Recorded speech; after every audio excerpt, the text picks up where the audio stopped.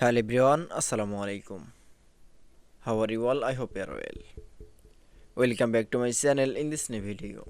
Today's video, how to change text style in Photoshop. So let's start it.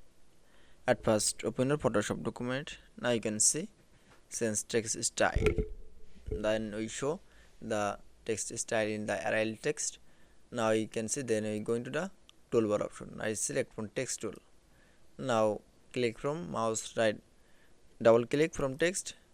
Now you can see, then I press Ctrl T, then you show the new interface and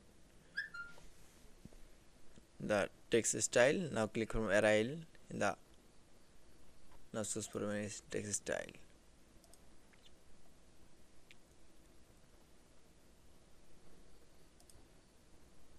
That it's. Then again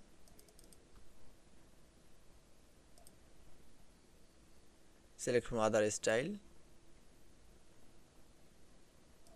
and choose from any style. That it's. Now you can see since text style in Photoshop document is very easily. I hope to enjoy the video. Please like, comment, share and subscribe my channel. Thanks for watching.